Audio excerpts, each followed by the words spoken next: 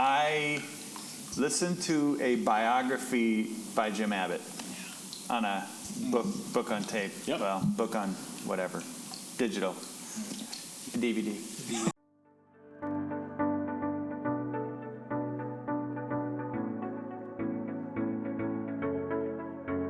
Yeah. So today, welcome to our podcast. Today, we're going to talk about how we can grow our faith and some of the different resources out there to help us literally like understand the scriptures and communicate them well. So one of the things we're going to talk about is some different resources to help everyone out on, and maybe you guys can share some resources that you have. But we've been talking about the Chosen series, and then also the Bible Project. And I'm passionate about the Bible Project. I haven't been able to see the Chosen series yet. So anyway, some thoughts on that. Yeah. The important thing is we're kind of bantering about here is that not that in and of themselves these resources are resources, but it's that they change our lives, they affect our lives, and what's happening with these different mediums is they're creatively expressing who God is and what His Word is, and so Troy, you've sold me on the Bible Project. I've been reading through Isaiah over the last month or so, and so sorry, I'm going to sound really superficial. Man, it's rough. Isaiah is rough, man. I don't get it. I just don't get it. And so I looked at this project called Bible Project. How can you be a pastor and not get Isaiah? Sorry, I'm so ashamed. It's time for true confessions. By His stripes we are healed. Bro, that's how. That's so good. Yeah, it's so good. We've been watching Marvel movies instead of The Chosen, so man, I feel terrible too.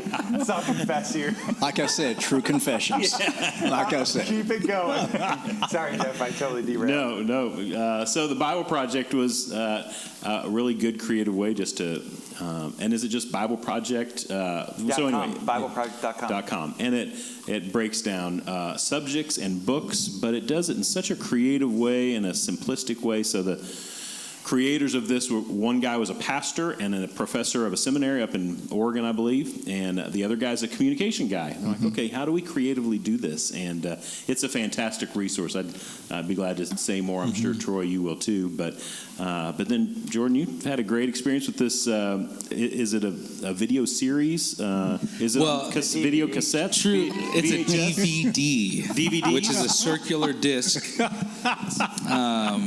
No, True Confessions. I feel being mocked. I feel like I'm being mocked right now. Word, you're not. But You're being sensitive. Today's podcast is getting very real. Yes. It's good drink coffee. True Confession time. I've only seen like maybe one or two of them.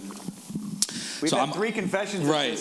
Don, you're left. You got to give a confession. But my point, I've seen the entire series that's been produced so far. There you go. So my point was simply this, because last week my wife, she'd wake up and kind of just started devouring the episodids, and it actually started from my mother-in-law, and so she's very passionate about it. They love it. But what I was saying is that during this time of like quarantine and just how unique it is, like let's just be 100. Like a lot of people, might struggle with wanting to binge watch Netflix or whatever, maybe Marvel movies. That's not a binge watch. That's 100% valid and appropriate to watch all the Marvel series. I think that there's a lot of like spiritual. Like I've paused it at times and been like, guys, now do you see the redemptive value? Very redemptive, absolutely, 100%. Okay. So I just think it's a really dope medium. I think it's a great thing because, again, like sometimes it is hard to want to get up, wanting to engage in the Word. Maybe you feel some which way emotionally or whatever, but it's like, I'm just going to pop this in and I'm just going to watch something. But something that can be edifying, something that can stir up maybe, hunger inside of you, whatever kind of like term you want to use, passion for the Word, whatever. I think it's a really cool thing because we're over here talking about during this time, what are resources that can help us? I think it's something visually that it just wasn't flippantly put together, So even just from what I've seen and even how it's affected, my family, it's like spurring me on to be like, okay, I mean, you guys are really after this. I'm going to watch it because I'm going to also be 100, confession time, which I know I'm not the only person that feels this way, but I think that sometimes, Christian series or different things, like sometimes have a bad rap for being cheesy. Mm-hmm. Can you believe I said that? You ever heard that before? And but everyone's like, and I've watched a couple, and I'm like, oh, this is not the case. I mean, this was just put together in a completely different fashion. True. And Brother Don Lewis over here has seen all of them. He's the only one that does not have a confession today. Perfect attendance. Pastor Don, he's amazing. I didn't want to say anything.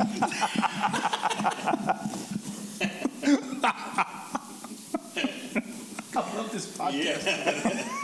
This is awesome. At least the four of us love it. Right. It's a good time. I don't know if anyone else is, but... Let me make a comment. A lot of what we are hearing through the media is the question as to why. Is this pandemic from God? Is it from the devil? Is it from the Soviets? Did the Chinese manufacture this virus and all that? And there's a lot of speculation. One of the things I think a lot about is not why, but what. What do you want me to do with this, God? I've had several occasions where people very close to me passed away unexpectedly. Didn't plan it, at least I didn't. And in many cases, I would have said, well, I think you should leave that person here. I mean, they're doing some good stuff. They're ministering and what have you. But for some reason, beyond my understanding, they pass away. And I stopped asking why several years ago and started asking, what? What do you want me to do with this? For example, as a result of people passing away who were very close to me, I've developed a level of comfort with death. And that sounds strange, but hear me out. I talk to people about it now in ways I could not have before. I've even helped people prepare for the loss of loved ones in ways I could not have before. I helped start a support group, grief support group, which was incomprehensible a few years ago. Well, I helped start one. And people are being ministered to. And so, in light of the pandemic we're in the middle of right now, I'm not asking why did it happen. I'm not asking who sent it and who didn't send it and who to blame. I'm asking, what do you want me to do with this? God, what do you want me to do with this? It's been said that people are becoming more God conscious as a result of this period of time we're in. Historically, you can read through the scriptures, God sends the southern kingdom, Judah, into Babylon. And he gets their attention. The entire book of Daniel comes out of that time in Babylon. And it's estimated that we're talking about somewhere close to 80 years of history in just that one book. And we learn a lot. Well, there it is. What? What do you want me to do? Rather than Daniel sitting around asking, why did you send this here? And what are we doing? And da-da-da-da. What? And Daniel is able to minister to kings, regimes, his comrades as well. What? And so here we are in this middle of this pandemic. What do you want me to do with this? And, listen to Jordan. Your family is watching, chosen. And they are finding great meaning. They're finding great understanding in the ways of God. That's the answer to the what. And no doubt they'll be sharing that at some point in time if they haven't already. The scriptures become that much more real when you are having to live it out. It's good. It's fascinating. the scriptures, I look at it in three phases. There's observation, and we need to be reading the Bible daily. Okay, that's observation. And then interpretation, what does it mean? And then application, how does it apply to me? Well, we're in an environment now where application is very, very real. People are without work. Food is a concern. Health is a concern. And our neighbors are talking. My neighbors are talking to me, and I to them in ways we just hadn't talked before. I was walking down the street, and my next door neighbor tells me that, hey, a particular store is selling these masks, and this is how much it costs if you need some, because I heard they were running out. I went and bought some. We're talking. Other neighbors, neighbors who live across the street from me, I was telling them about Neighbors Who Care, which is the ministry to crime victims. And just the other day, we were talking about that and about what it means to minister to people in need. And they were greatly moved. So the what, I think, is very real. That's good. Man, we were just talking about, along with that, like, God is doing stuff, like, even in you guys' lives, like, providing for you in crazy ways. Like, you would have never thought a pandemic would provide for this. But it's like, I mean, we came in here saying, won't he do it? Seriously. Won't God do it? Yeah. And it's true. I mean, and we've been, like, just watching different things happen. God's at work. Yeah. It's so fun to watch. It is. And I mean, if I could take my little slice in here and hit the Bible Project, like Jeff, like you were saying earlier, that website is, I've said this to a few people, and I'm going to say it, like, of all the resources, Christian resources on the World Wide Web, I think when it comes to understanding your Bible, this is the best one. Wow. I use a ton of Bible resources, and I could probably list 100 Bible teachers right now. Not to brag, but I'm on the web a lot. I'm a pastor. Sure. And using resources. This is unbelievable to me. I wrote them an email a couple weeks ago, and I was just like, you guys, thank you. And they take an introduction to every book. I mean, I went to seminary, I learned Bible, all these things, surveys, all these different classes on hermeneutics and systematic theology. I'm telling you, these guys have somehow put it into 7 and 8 minute intro videos. That's cool. It is the best Bible survey course you could take. Wow. And just look at them. Yeah. They make the book of Numbers come alive. I'm not kidding you. And that's not easy. Yeah. They make it look easy. Yeah. And I mean, I couldn't tell you guys, if you are wanting to study a book, like Jeff, you've been into the book of Isaiah, and you and I were having this conversation, like, bro, you've got to look at the Bible Project. I was like, here, come over here. And we're in my office, and we're looking at this 6 feet apart. And we're looking at this thing right here. And it's like, this is the book of Isaiah. Here you go. You want to know what the book of Isaiah is about? There it is in 7 minutes. There's 2 parts. You can do it in 15 minutes. How cool. Seriously. Yeah, it was fascinating. And so just to help hopefully encourage you guys to check this out, because it's not just a website. So like Troy said, these are 5 to 8 minute animated videos. But while they're explaining these theological truths, there's an animation being drawn behind you at the same time. So like at the beginning of Isaiah, they're talking about that it's this book of judgment, and all this while he's drawing these figures of some of the kings and the countries, and they're drawing all this out, and it says judgment and yet hope on the other side. And so this is all happening. So it's not only just, you're not just being taught, but it's a creative way to help you remember. So you're visually seeing it, and you're also hearing the teaching. But the goal of the project is that it's one big, great book. The Bible is just one big, great book, a big narrative that points to Jesus. And so if you take a minute and watch a couple of their intro videos, they talk about the first 3 words of the Bible. Say what? In the beginning. And then you flip over to Revelation, and it said forever and ever. So all that in between, they're going to help teach you in creative ways and succinct ways. And it's fascinating and just super engaging. Now, how interesting that what you're saying is in a time when our current generation is known for Bible illiteracy. It's known for it.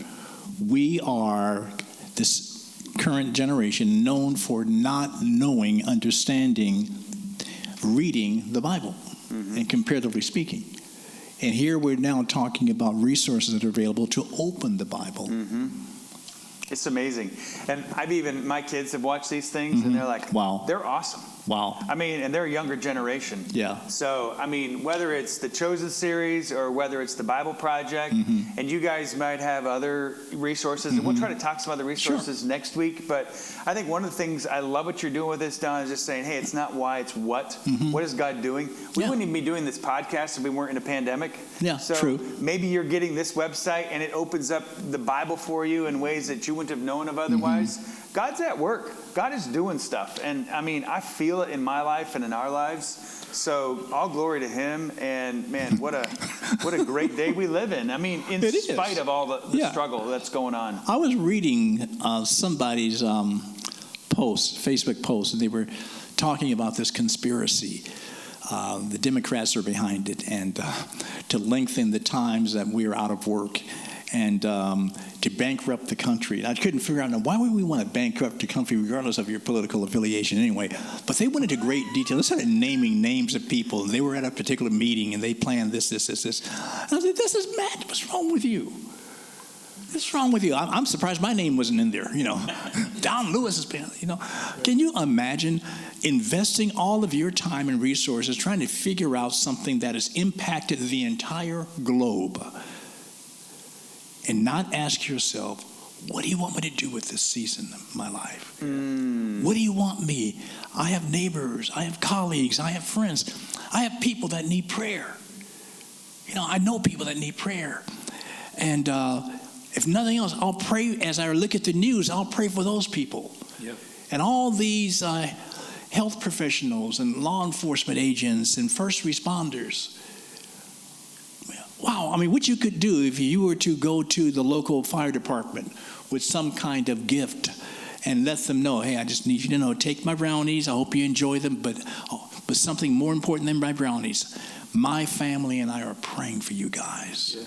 That's a what? Yeah. Don, are you telling me that it would be a better use of my time to go to the fire department and to pray for them, as opposed to getting on a conspiracy theory on the internet and spending hours trying to defend the fact of the Republican or the Democratic Party is trying to destroy? You're telling me it would be a better use of my time to go pray for the fire department? Think of it. Are you really, as a pastor, telling me that? Yes. That's my confession. That's my confession. That's my confession. Let's do that. I think that's a good idea right there. Yeah. Fair enough? I mean, that's good, man. That is good. Man alive. I think, the reason I love that so much, I'm over here thinking, we're on another level today. I'm here for it. Don is preaching. He is. He's on another level. You are too, dude. You mean because you're holding that Starbucks cup in his hand. Fresh cup, man. Blame Jeff for that one. That's a good one. No, the reason I love that, because I'm over here thinking, regardless, even if this is someone is controlling this whole thing. Yeah. I think sometimes we sit here and we just act like there's potential for God to lose his grip and lose control. That is a good point. And I think that's been something about more or less like when me and Troy were talking back here, talking about God's provision and stuff. But it's not just been it's not just like, wow, God provided, this check or that thing or this whatever. It's been more like looking in the past season and asking questions then. Yeah. And weirdly enough, seeing answers being brought about during this time even. And looking at how faithfulness in the last season or whatever before this has actually yielded weird harvest right now. I mean, it's just bizarre. I mean, if I broke it down right now, you'd be like, that's strange. Because it's not just God's provision. It's like in these really unique ways where it was like, okay, that was weird. strange, bizarre. Just God's ways are just like so far above. And so it's why like being faithful right now and still asking the what and learning to partner. Like it's one of my favorite things to like consider is, God, how can we even partner with what you're doing, what you're saying, how, like your hands and feet, whatever. We talked about that a couple weeks ago on the couch here. God's not going to lose. Like, I think that we think, oh, God's, or like man's plots in vain can really just outsmart and out-trick God. You know what I mean? Like, woo, you know. And I'm like, my guy. It's just really not. You know, it's even like thinking about Psalm 2, and even though it's in a different context, you know, like they plot in vain against him. That's true. I just love, it's like God sits in heaven and laughs. Yeah. It's one of my favorite. I'm like, you literally are not going to, he's not losing his grip of ability and control of being sovereign. You might think so looking at some Facebook posts I've seen. No, absolutely. You know, it's Christians, like, no, that's what I'm saying. Like people feel like they're like, everything's going to fall apart. And I'm like, my guy, even if it does, even if we think that it does practically, like the hope that we have does not change. But that's what I love about what you're saying is you're like, it's times like right now where it's like where we find out what we actually believe because these certain things are being tested. And I'm like, why are you acting like that? Why are you reacting like that? You know what I'm saying? Like my Facebook, it's because they're sitting all day thinking about the Facebook post that they're going to write. Too much time on their hands. No, 100%. And it's why we need to go. All that to say, circle back around, learn to go pray for the, you know, first responders, for the firefighters, for the blah, blah, blah, blah, for this or that or whatever, you know, get outside, go, you know. Let's not get on that tangent real quick because then I'll have one. But anyways, but it is true. And I think that it comes back around to say, you know, I think like, just like these different like avenues that we have to like study the word in this season, partner with God, be in community in a fresh way. You know what I mean? Like regain some ground, you know, in your spiritual walk. It looks different for everybody. You know, but to really go and buy oil in this time, so to speak, you know what I mean, and be wise and to just watch and wait with the Lord. I mean, it's just like super huge right now. Jeff, you got to land this plane. That wasn't a great parallel. Don't buy oil. It's way low. Oh, yeah, sure. No, I thought it was you're talking oil, scripture. Absolutely. The wise virgin. That's why I got. That's why I giggled. Sorry. Matt 10, 25. Something in there. 25. Don't be caught without it. There it is. 25, 1 to 10. Yes. It's a sermon. And you were just reminding me. Oh, great! Now I'm going to go blank. I think isn't the guys in the fiery furnace? God's going to save us, even if He doesn't. That's right. And even if He doesn't, you're right. Oh, that's good. Okay. So we got this crisis going. God's in control. He's going to save us, even if He doesn't. He's still God. He's still God. And He's great. So. And so I will kind of bring that background because I do love the resources, the creative abilities we have to engage with God's Word and learn more about His character. I haven't had a chance to see The Chosen yet, but I've heard great things about it. And again, back to the Bible Project, I love how the overarching theme is God's story. There was once a Bible. They, instead of putting the cover Holy Bible, they just called it the story of God. And I love that because the whole story is God, His love for us, His redemption of us, and Jesus as being the Redeemer. And so that's what we can take hope in and continue to grow in. So that's cool. That's cool. Land it? Not complete. I thought you could. You want to move into the hangar? Finish it. All right. Let's screech to a halt. Thanks for being with us today.